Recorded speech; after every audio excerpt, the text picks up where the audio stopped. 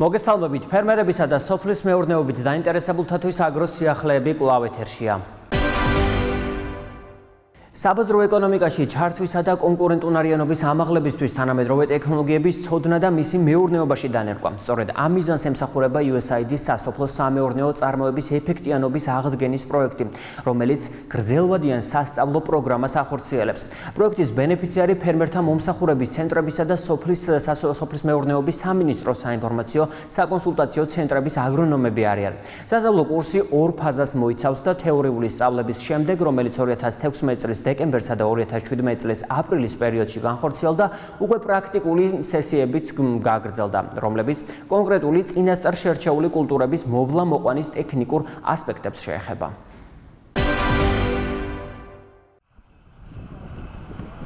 USAID RIP-ის პროგრამის ფარგლებში აგრონომების გადამზადების მიზნით პირველი გასვლითი ტრენინგი სოფელ ძევერაში მოეწყო. ადგილზე დამსწრე აგრონომებს საშუალება ჰქონდათ ინფორმაცია მიეღოთ იმ თანამედროვე ტექნოლოგიების შესახებ, რომელიც სარწყავი სისტემების ნიადაგის განოყიერებისა და მიწის ანალიზის კუთხით არსებობს. განსაკუთრებული დიდი სირთულე ამ ეტაპზე წარმოადგენს ახალი ტექნოლოგიების, აგრონომიული ტექნოლოგიების გაცნობა ფერმერებისთვის. რადგან სიახლეები საკმაოდ ბევრია აგრონომიაში, დინამიური პროცესები მიდის, ამიტომ მნიშვნელოვანია ახალი ინფორმაცია მივაწოდოთ ფერმერებს. აღნიშნული ნაკლოვანებების აღმოფხვრის მიზნით ამერიკის შეერთებული შტატების საერთაშორისო განვითარების სააგენტო ახორციელებს პროექტი RIP-ის მეშვეობით პროგრამას, რომელიც ითვალისწინებს ჩართული კონსულტანტების, ასევე სპეციალისტების ტრენინგ-გადამზადებას, როგორც თეორიული მხარით, ასევე პრაქტიკული ხალისინებით. ჩატარდა თეორიული მეცადინეობების გარკვეული ციკლი, რომელიც ძირითადად მოიცავდა სასაფუძვლე თეორიული ნაწილის გაძლიერებას. ამ ეტაპზე მიმდინარეობს პრაქტიკული ღონისძიებები, პრაქტიკული სწავლება მათთვის, რათა გამოყენებული იყოს უშუალოდ პრაქტიკაში სხვადასხვა ხელსაწყოები და გარკვეულწილად ის უნარჩვევა, რომელიც უნდა ჰქონდეს გამოცდილ კონსულტანტს იმისათვის, რომ გადასცეს თავისი ცოდნა თავის მსმენელს თუ ფერმერს, რომელიც ამ შემთხვევაში წარმოადგენს ჩვენ სამიზნე მხარეს. ძალიან მაღალკვალიფიციური სპეციალისტები ატარებდნენ ამ ტრენინგებს. ძალიან კარგი ტრენინგი იყო. აქედან გამომდინარე, რომ გავედით უკვე საველე პირობებში, ჰქონდა პრაქტიკული მეცადინეობა, რაც მნიშვნელოვანია აგრონომისათვისაც და ფერმერისთვისაც. ზოგადად თეორიული ცოდნა არ გვაძლევს დიდ შანსს იმისა, რომ მივიღოთ ის ხარისხი და ის გარანტი, რაც საჭიროა აგრონომისთვის და სოფლის მეურნეობისთვის. ეს პრაქტიკული სწავლებები, თეორიული სწავლებები ერთმანეთის ჯამში აბალანსებს და გამოდის ძალიან კარგი შედეგი. თუ უხვი მოსავლის მიღება გვინდა, მცენარეს არ უნდა ჰქონდეს პერიოდები, როდესაც მას წყალი ჭარბი ან ნაკლები რაოდენობით მიეწოდება. სწავლებაზე განხილულ საკითხებს შორის ერთ-ერთი მნიშვნელოვანი ადგილი წვეთოვანი მორწყვის რეჟიმის სისტემების მნიშვნელობას, ტექნოლოგიებსა და მათ სწორ გამოყენებას ეკავა. აგრარული უნივერსიტეტის ასოცირებული პროფესორი ზვიად ბობოკაშვილი თანამედროვე სისტემების პრაქტიკაში დანერგვის მნიშვნელობაზე აგროს სიახლეებსაც ესაუბრა.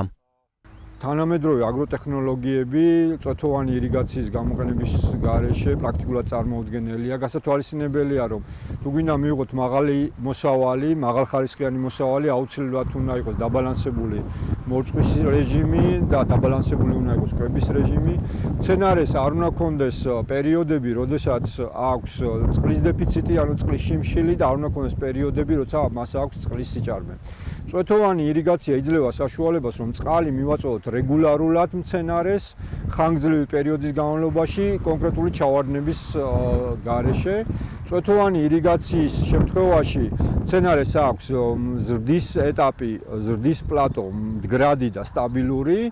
მაშინ როდესაც თუ ჩვენ გვაქვს ჩავარდნები წყლის მომარაგებაში, ამ შემთხვევაში ეს მცენარის ზრდის დინამიკა პრაქტიკულად ჩერდება, რაც შესაბამისად უარყოფით გავლენას ახდენს თვითონ მცენარეზე. არსებობს ობიექტური საშუალებები, რომლის საშუალებითაც ჩვენ შეგვიძლია განსაზღვროთ, აი რამდენი ხანი უნდა მივაწოდოთ წყალი და რა განმავლობაში ჭირდება მას ხელახალი მორწყვა. ამისათვის გამოყენებულია საკმაოდ ფართოდ გავრცელებული, არ წარმოადგენს რამე სიახლეს, ეს არის ეგრეთ წოდებული ირომეტრების გამოყენება, ანუ ეს არის ტენზიომეტრი, რომელიც ნიადაგში არსებული წყლის დაჭიმულობის ძალის საშუალებით ახდენს განსაზღვრას წყლის საჭიროების მიხედვით არის ერთ-ერთი აპარატი, რომელსაც ჩვენ ახლა პრაქტიკული სწავლებაც გქონდა, ეს წარმოადგენს ირომეტრი, რომელიც გვაჩვენებს ნიადაგში ტენის შემცველობას, აქვს თავისი კონკრეტული სკალა, თქვათ საკმაოდ ვიზუალურად კარგად არის აღნიშნული, ლურჯი ფერად არის აღნიშნული, წყლის სიჭარბეა, წითელი და ყვითელი ფერად არის აღნიშნული, პრაქტიკულად მცენარე განიცდის კრიტიკულ მდგომარეობას. რამდენიმე აპარატი დგება წვეთოვანი მორწყვის შემთხვევაში რამდენიმე ადგილზე, რომელიც არის რეპრეზენტატიული და პრაქტიკულად რჩება ადგილზე, ანუ მისი ამოღება და მოხსნა ნაკლებად ხდება. სხვადასხვა გუშინ მოცემულ ბაღში ჩატარებული წვეთოვანი მორწყვა ჩანს, კარგად არის ჩატარებული.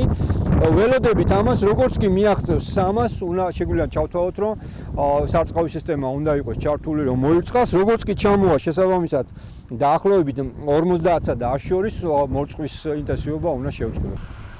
ხეხილისა თუ სხვა მცენარეული კულტურების გასაშენებლად ერთ-ერთი მნიშვნელოვანი საკითხი მიწის ანალიზია, რომელიც საქართველოში უკვე ხელმისაწვდომია. მნიშვნელოვანია აგრეთვე ეტაპობრივად მისი კონტროლი, რათა ვიცოდეთ თუ რა სახის მინერალი შეიძლება დააკლდეს ნიადაგს და შესაბამისად კულტურების განოყიერების სქემების სწორად დაიგეგმოს. პროფესორი აქვე აღნიშნავს, რომ გარდა ნიადაგის ანალიზისა საჭიროა ფოთლის დიაგნოსტიკის პრინციპებსაც ექცეოდეს ყურადღება. ყველაზე ვთქვათ ობიექტური გავრცელებული მაგალითი არის ნიადაგის ანალიზის ჩატარება. აუცილებლად უნდა ჩატარდეს ნიადაგის ანალიზი. პრაქტიკულად ჩვენი განოყიერების სისტემა დგება ნიადაგის ანალიზის შესაბამისად. საკმაოდ კარგი და კვალიფიციური ლაბორატორიები არსებობს ამ ეტაპზე საქართველოში, სადაც ხელმისაწვდომია საკმაოდ კვალიფიციური, მაღალი ხარისხის ანალიზების მიღება. აგრონომი, როდესაც იღებს უკვე ანალიზის შედეგებს, იმის შემდგომ აწყობს, ასე ვთქვათ, თავისი განოყიერების სქემას. გარდა ნიადაგის ანალიზისა, დაემატა ასევე ეგრეთ წოდებული ფოთლის ანალიზის გამოყენება.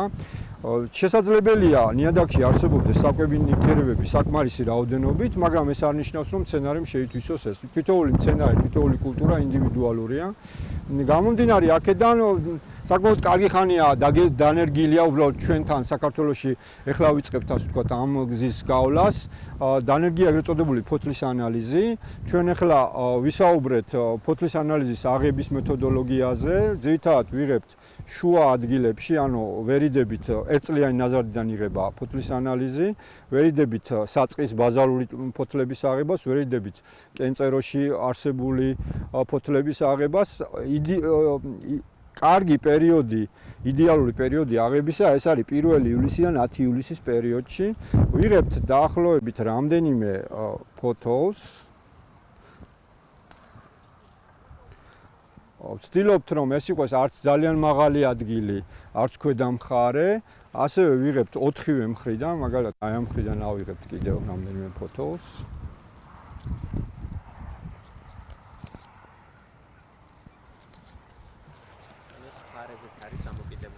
ანუ იმის გამო რომ სხვადასხვა მხარე შეიძლება იყოს არაერთგვაროვანი განოყიერება, ამიტომ ვცდილობთ რომ დავათანაბროთ ეს ყველაფერი. როგორც წესი ვიღებთ 10 ხიდან ხოლმე კონკრეტული წარმოდგენილი რანდომიზირებულად ერთი ხიდან რო ავიღებთ ერთ ნიმუშს დაახლოებით 10 ხიდანაც უნდა ავიღოთ ეს ნიმუშები. შემდგომში შემდეგი ეტაპი მისი დამუშავებისა ყველაზე უფრო კარგი მეთოდოლოგია სრული ანალიზი გავიგოთ, ეს არის შესაბამისი ლაბორატორიაში გაგზავნა, სადაც შეუძლია მთელი კომპლექსი ჩაატარონ ამ ანალიზებისა. ფოთლის აღების შემდგომ აუცილებელია გაირეცხოს ეს ფოთლები, სუბუქად გაშრეს, შემდგომში ჩაიდება ცელოფანში და შენახული იქნება მაცივრის ქვედა თაროზე, ანუ 3-5 გრადუსის ტემპერატურაზე. პრაქტიკულად ნიმუშის მომზადება იმისაც რომ გავაგზავნოთ ლაბორატორიაში დამთავრებულია. მერე შემდგომში ველოდებით პასუხს და იმის შესაბამისად თუ რა პასუხს მივიღებთ, განოყიერების სქემაც შესაბამისად იმის მიხედვით ხდება. კონკურენციის პირობებში ბაზრის მოთხოვნების დასაკმაყოფილებლად და მინიმალური დანახარჯით მეტი ფინანსური სარგებელის მისაღებად, აგრეთვე საკუთარი შრომის რაციონალურად გამოსაყენებლად მნიშვნელოვანია, რომ მეხილე ფერმერს თანამედროვე მიდგომების შესახებ განახლებულ ინფორმაციაზე კონდეს წვდომა. ამ შემთხვევაში მეხილეობა საკმაოდ დინამიური მეცნიერება გახდა. დაახლოებით უკანასკნელი 20 წლის განმავლობაში მრავალი ცვლილებები გვაქვს ტექნოლოგიებთან მიმართებაში, ახალი ჯიშებია შემოსული. სხვა ფორმირების განსხვავებული მეთოდები, ფერტიგაციაზეა საუბარი, მცენარეთა დაცვის ინტეგრირებული ღონისძიებები. ამიტომ ძალიან მნიშვნელოვანია, რომ ფერმერი იყოს ამ ინფორმაციით, განახლებული ინფორმაციით უზრუნველყოფილი. თუ ეს არ მივაწოდეთ, პრაქტიკულად გამოდის, რომ შედეგები არის ძალიან დაბალი. გასათვალისწინებელია, რომ ამ ეტაპზე ჩვენ პრაქტიკულად კონკურენციაში ვართ ჩართულები გლობალურ კონკურენციაში, ანუ აუცილებელია ვაწარმოოთ ხილი, მაღალი ხარისხის და შესაბამისი რაოდენობით, რომ მისი თვითგებულობაც შესაბამისად კონკურენტუნარიანი ფასის საშუალება მოგცეს. ამიტომ ძალიან მნიშვნელოვანია განახლებული ინფორმაცია, რაც ხელშეგვიწყობს, რომ მივიღოთ უფრო კარგი მოსავალი, მივიღოთ რა თქმა უნდა კვალიფიციური მიმართულებით. ყველა სიახლეები და მიდგომები, რომლებიც ამ ეტაპზე ინერგება საერთაშორისო პრაქტიკაში, მნიშვნელოვანია, რომ გავაცნოთ ქართულ ფერმერს, რათა კონდეს შესაძლებლობა, რომ მაქსიმალურად გამოიყენოს ის პოტენციალი, რაც ქართულ მიწას გააჩნია. საქართველოს რეგიონებში სხვადასხვა კულტურების მოვლისა და სოფლის მეურნეობაში თანამედროვე ტექნოლოგიების შესახებ ინფორმაციას ჩვენ მომდევნო გადაცემებში შემოგთავაზებთ. ჩვენ ვნახეთ თუ როგორ შეიძლება მოუაროთ ხეხილს და დავგეგმოთ სოფლის მეურნეობაში კონკრეტული საქმიანობა, თუმცა რა ტენდენციებია ქვეყნის გლობალურ ჭრილში ამ მიმართულებით, ამას უკვე ჩვენი მომდევნო თემიდან შეიტყობთ. ოქსფამმა შეღავათიანი აგროსესხების პროგრამის შეფასების კვლევა გამოაქვეყნა, რომელშიც განხილულია თუ რამდენად მორგებულია პროგრამა მცირე ფერმერებისა და კოოპერატივების საჭიროებებზე. როგორც გაირკვა, გამოკითხულთა 40% თვლის, რომ პროგრამა ნაკლებად ითვალისწინებს მცირე ფერმერთა საჭიროებებს. მიუხედავად ამ მაჩვენებლის, სააგრო დაკრედიტების პროგრამის ფარგლებში ბოლო 4 წლის განმავლობაში $1.4 მილიარდზე მეტი სესხი გაიცა, რომელიც 27,000-ზე მეტ ბენეფიციარზე გადანაწილდა. დარგის სპეციალისტები აღნიშნავენ, რომ ზრდა თვალშესაცემია, თუმცა პროგრამაში ჩართული ბენეფიციარების რაოდენობა მაინც მცირეა. დაფინანსება სოფლის მეურნეობის დარგისა ბოლო 4 წლის განმავლობაში $60 მილიონი გაიზარდა $1.4 მილიარდამდე. მათ შორის დაფინანსება გაიზარდა ყველა კატეგორიის ფერმერის, იქნება ეს მცირე, საშუალო თუ მსხვილი ფერმერი. კოოპერატივების შემთხვევაში ზრდა აქაც გვაქვს, მაგრამ ჯამურად კოოპერატივების რაოდენობა, დაფინანსებული კოოპერატივების რაოდენობას გულისხმობ, არის სულ 49. მართალია ეს ზრდის ტენდენციას გვიჩვენებს კოოპერატივების დაფინანსების, მაგრამ მაინც 49-27,000 გაცემული სესხიდან არ მიგვაჩნია დამაკმაყოფილებლად. ირაკლი მოისტრაფიშვილის სესხის $20,000 მინიმალურ ლიმიტს ფერმერის ბიზნეს უნარებს, დასაფინანსებელი იდეის გამართულობას და უზრუნველყოფის არალიკვიდურობას მთავარ პრობლემებად მიიჩნევს, რაც რეგისტრირებული 700,000-მდე ფერმერისათვის სესხის მიღებას პრობლემატურს ხდის. ეს არის იმ გარემოებათა ის ჯაჭვი, რაც სამწუხაროდ მიუხედავად იმისა, რომ 760,000 ფერმერამდეა ქვეყანაში რეგისტრირებული და აღრიცხული, დაახლოებით 1.8%-ის დაფინანსება მოხდა. როგორც დარგის სპეციალისტი ამბობს, ერთ-ერთ მთავარ პრობლემად ფერმერები სესხის უზრუნველყოფის საკითხს აყენებენ. ირაკლი მოისტრაფიშვილის თქმით, ბანკები არ იყენებენ იმ შესაძლებლობას, რასაც სახელმწიფო პროგრამა მათ სთავაზობს. ერთის მხრივ ყოველი გაცემული სესხის 50% სახელმწიფო მხრიდან უზრუნველყოფილი არის საგარანტიო წერილით, აგრეთვე სახელმწიფო იძლევა გარანტიას, რომ ნებისმიერ მიწის ნაკვეთს, რომელიც უზრუნველყოფის სახით არის ჩადებული, გამოისყიდის მსესხებლის მხრიდან სესხის გადაუხდელობის შემთხვევაში. მაგრამ სამწუხაროდ საბანკო სექტორის მხრიდანაც ადეკვატურად არ ხდება ამ ორი კარგი შეთავაზების გამოყენება. მიზეზი მაინც არის ის საბანკო რისკები, რომელსაც ბანკი თავად უსაზღვრავს სესხებელს. აღნიშნულ საკითხს პრობლემების მართვის სააგენტოში იცნობენ, თუმცა ყურადღებას იმ ხელშემწყობ პროგრამებზე ამახვილებენ, რომელსაც სააგენტო მცირე ფერმერებს უზრუნველყოფაში დახმარების სახით სთავაზობს. თუ სესხებელმა აიღო სესხი ფერმის ასაშენებლად და ამავდროულად მხოლოდ ეს ფერმა არის უზრუნველყოფაში და ბანკის შეფასებით ასაშენებლად ან გასარემონტებლად, ესე რომ ვთქვათ, და ბანკის შეფასებით ეს ფერმის სალიკვიდაციო ღირებულება არ არის საკმარისი სესხის სრულად უზრუნველსაყოფად, ამ შემთხვევაში ავტომატურ რეჟიმში 50 სესხის ჯამური თანხის 50%-ის ოდენობით სახელმწიფოს მიერ ხდება ამ სესხის თანაუზრუნველყოფა. ფერმერებსა და ბანკებს შორის გაუგებრობის მიზეზი ხშირ შემთხვევაში სესხის უზრუნველსაყოფად ჩასადები ქონების ფასიც ხდება, რომელსაც ბანკი ნაკლები ღირებულებით აფასებს, თავად ფერმერისთვის კი ის გაცილებით ძვირად ფასობს. რეგიონში არსებული ქონება ბევრად უფრო არალიკვიდურია ბანკის თვალსაზრისით და ეს რეალურადაც ესია პრინციპში და ბევრად უფრო ბანკის მიერ რეალიზაციის შემთხვევაში ბევრად უფრო დაბალი ღირებულება გააჩნია, ვიდრე ფერმერი თulis მას საბაზრო ღირებულების შეფასების დროს. ერთ-ერთი რეკომენდაცია საბანკო სექტორის აგროდაკრედიტების მიმართულებით ცოდნის ამაღლებას გულისხმობს. სოფლის მეურნეობის პროექტების მართვის სააგენტოს დირექტორი პრობლემას იცნობს, თუმცა დადებით ტენდენციაზე ამახვილებს ყურადღებას. და აღნიშნოთ, რომ საბანკო სექტორიც ამ მიმართულებით ვითარდება. თუ შევადარებთ ეროვნული ბანკის სტატისტიკას, შეღავათიანი აგროკრედიტის პროექტის დაწყებიდან და დღეის მდგომარეობით სასოფლო-სამეურნეო დაკრედიტების წილი თლიან საკრედიტო დაბანდებაში საკმაოდ არის გაზრდილი, გაორმაგებულია. არა მარტო აბსოლუტური ციფრების მოცულობით, არამედ მათი წილი თლიან საკრედიტო დაბანდებაში და უმეტესობა ბანკების, რომელიც ჩართულია პროგრამაში, სპეციალური ჯგუფები ყავთ, მათ შორის სასოფლო-სამეურნეო ექსპერტები, რომელთა მიზანია უფრო კარგად შეაფასონ ის წინადადებები და ის პროექტები, რომელიც მათთან არის წარმოდგენილი. ბანკსა და ბენეფიციარს შორის პრობლემა არა მხოლოდ ქონების შეფასება, არამედ ელემენტარულ საკითხზე საერთო ენის გამონახვაცაა. როგორც კვლევაშია ასახული, ფერმერებს ხშირ შემთხვევაში ბანკის მიმართ უარყოფითი დამოკიდებულებები აქვს და თვლიან, რომ ბანკების მიზანი მათი გაკოტრება და ქონების დაუფლებაა. ირაკლი მოისწრაფიშვილი ამის მთავარ მიზეზად ბიზნესისადმი ფერმერისა და ბანკის განსხვავებულ დამოკიდებულებებს მიიჩნევს. საერთო ენის გამოძებნა კონკრეტულ ბიზნესის განხილვის დროს ფერმერსა და საბანკო ექსპერტ შორის, საკრედიტო ექსპერტ შორის ხშირ შემთხვევაში ჭირს.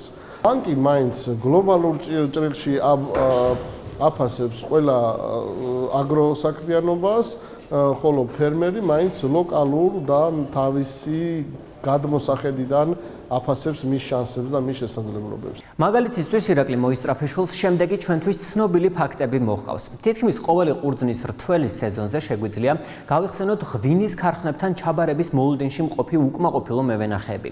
შესაბამისად, ვინაიდან არსებობს ქარხნების შეზღუდული წარმადობა და მათ აღარ ესაჭიროებათ ყურძნის შეთავაზებული რაოდენობა, ბუნებრივია ბანკირი ფერმერის პროექტზე, ვთქვათ, ვენახის გასაშენებლად უარს იტყვის.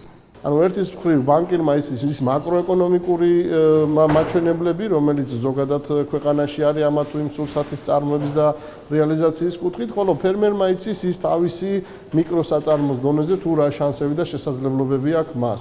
დაახლოებით ეს არის უხეში მაგალითი თუ როგორ ვერ ხვდება თანხმედრაში ერთის მოსაზრებები მეორესთან. ბანკის თანამშრომლების კვალიფიკაციასთან ერთად მნიშვნელოვანია თავად ფერმერს ჰქონდეს ბიზნესის წარმოების და რისკების სწორად შეფასების უნარი. ამ მიმართულებით ექსპერტები ცოდნის ამაღლებას ერთობლივი ტრენინგებისა და სწავლების მეშვეობით ხედავენ. სააგენტოში კი აცხადებენ, რომ გადამზადების პროცესი ფერმერებისთვის დაწყებულია, თუმცა შედეგი მყისიერად ვერ დადგება. შერეული ტრენინგები იქნება ძალიან ეფექტური, რომ ერთის მხრივ ფერმერი ხვდებოდეს თუ რას ესაუბრება ბანკირი, როდესაც მას უწუნებს დაუშვათ მის ბიზნეს იდეას. ფერმერების მიერ უნარების დახვეწას, რა თქმა უნდა, აქაც მყისიერი შედეგები შეუძლებელია, რა თქმა უნდა, რაც უფრო მაღალკვალიფიციური იქნება ფერმერი, მათ შორის მის მიერ წარმოებული ბუღალტერია, მით უფრო ადვილიც იქნება ბანკისთვის შეაფასოს ამა თუ იმ პროექტის ეფექტიანობა და ასევე უფრო დაბალი იქნება ის საკრედიტო რისკები, რის ძირითად შეფასებასაც ახორციელებს ბანკი. თუმცა, ეს ხანგრძლივი პროცესია და აქ მნიშვნელოვანი წინგადადგმული ნაბიჯებიც, რა თქმა უნდა, არის, თუმცა ეს მიზანი ერთ წელიწადში არ მიიღწევათ სალსახად შეიძლება ამის თქმა. შეღავათიანი აგროკრედიტის პროგრამის ფარგლებში 2013-2016 წლებში 27,000-ზე მეტი სესხი გაიცა, რომლის მთლიანი მოცულობაც $1.4 მილიარდს აღწევს. ამ მაჩვენებლებს თუ რეგიონების მიხედვით ჩავშვრით, მივიღებთ, რომ სესხების რაოდენობისა და მოცულობის მიხედვით კახეთი უპირობო ლიდერია, სადაც 4 წლის მანძილზე თითქმის $740 მილიონი ლარის 12,000-ზე მეტი სესხი გაიცა. მას ქვემოთ ქართლი მოყვება, სადაც 6,000 სესხი გაიცა. შემდეგ შიდა ქართლი, სამცხე ჯავახეთი და სხვა რეგიონები მოდიან. მონაცემების მიხედვით ყველაზე მცირე რაოდენობის სესხი 2013-16 წლებში სულ 44 ერთეული რაჭა-ლეჩხუმის რეგიონში გაიცა.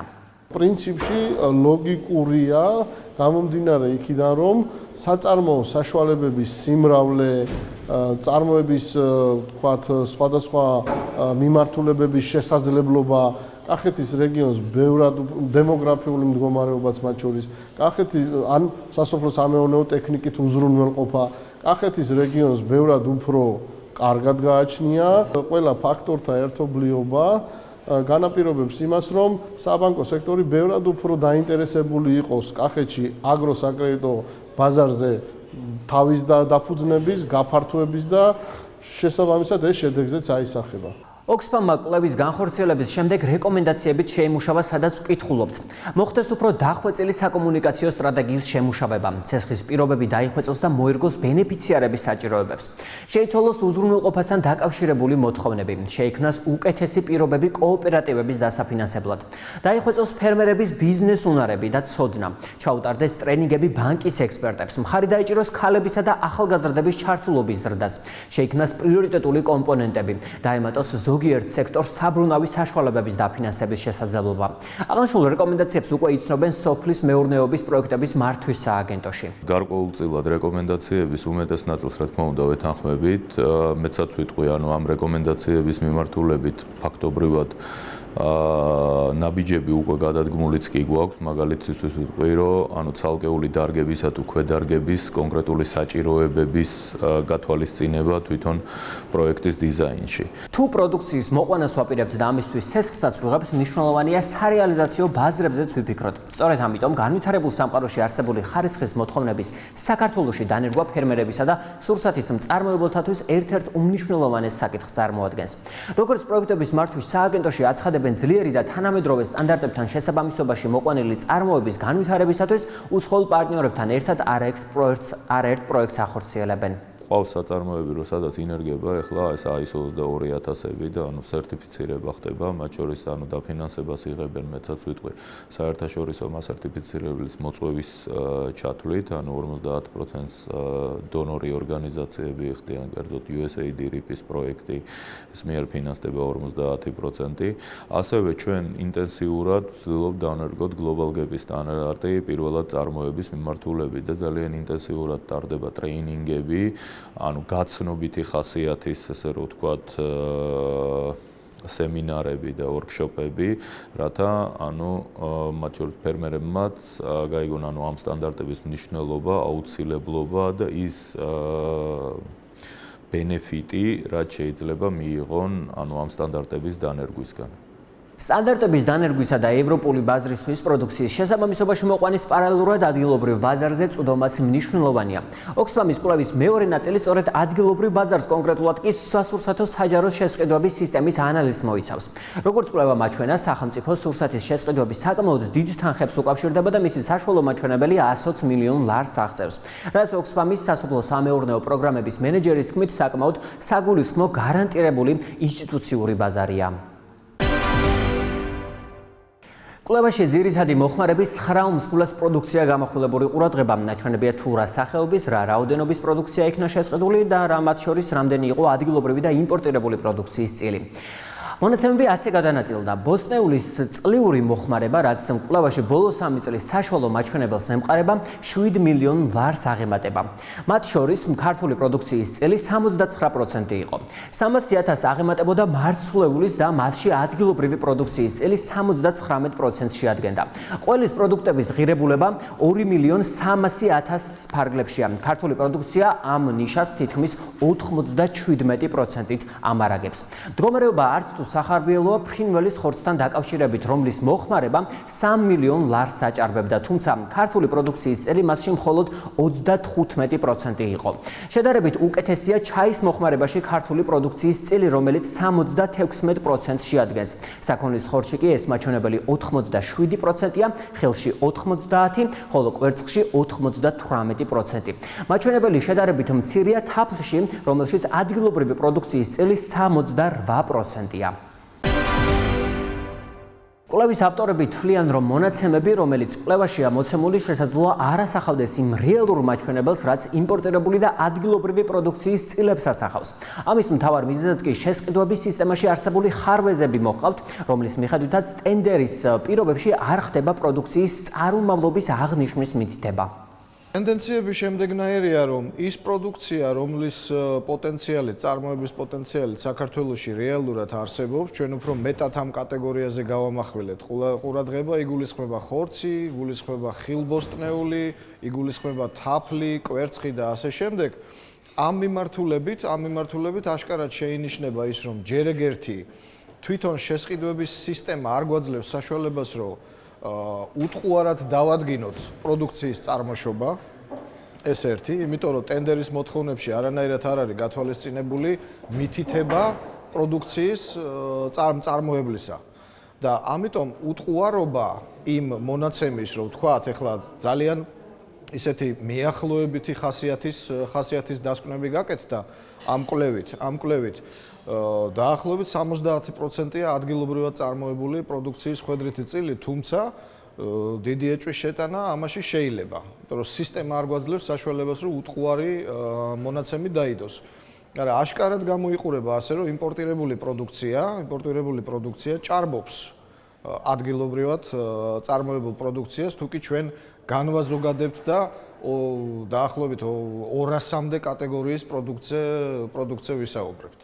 როგორც კვლევაში აღნიშნული, ფერმერებსა და მცირე მეწარმეებს უჭირთ სახელმწიფო ტენდერებში მონაწილეობის მიღება. ამის მთავარი მიზეზი კი ტენდერში გამოცხადებული პროდუქციის დიდი მოცულობა, რომელსაც მცირე წარმოებები ვერ აკმაყოფილებენ.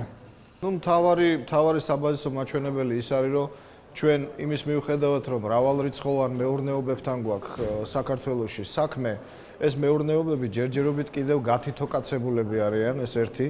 მეორე, თვითონ ამ მეურნეობების ზომა არის იმდენად მცირე, საშუალოდ ეს არ აღემატება 1 ჰექტარს, რაც არ აძლევს იმ კონკრეტულ ინდივიდუალურ ფერმას საშუალებას, რომ ისეთი მასა აწარმოოს პროდუქციის, კრიტიკული მასა, რომელიც მას საშუალებას მიცემს, რომ ის მოთხოვნები სტაბილურად დააკმაყოფილოს, რაც ინსტიტუციურ ბაზრებს ყოველწლიურად გააჩნიათ. კვლევის ანალიზის შედეგად ის მთავარი რეკომენდაციები შემუშავდა, რომელიც ქართველ ფერმერებსა და მცირე მეწარმეებს ხელს შეუწყობს ადგილობრივი პროდუქციის წილის სახელმწიფო შესყიდვებში გაზარდოს.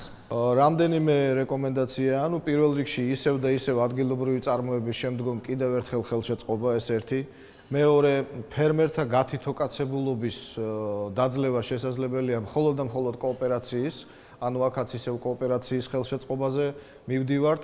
მესამე, თვითონ ფერმერს არ აქვს საშუალება, რომ დიდ ტენდერებში მიიღოს მონაწილეობა, იმიტომ რომ ის ამდენ პროდუქციას არ აწარმოებს, ამიტომ საერთო ეროვნული ტენდერების მაგივრად უკეთესი იქნებოდა დეცენტრალიზაცია ამ ტენდერების, ანუ რეგიონალურ დონეზე ტენდერების გამოცხადება, რაც შეამცირებდა მისაწოდებელი პროდუქციის რაოდენობაზე მოთხოვნას და უფრო მეტად ხელმისაწვდომს გახდიდა ადგილობრივ მეწარმეს, რომ მიეღო მონაწილეობა აი ამ ტენდერებში. ეს ძირითადი ეს გახლავთ.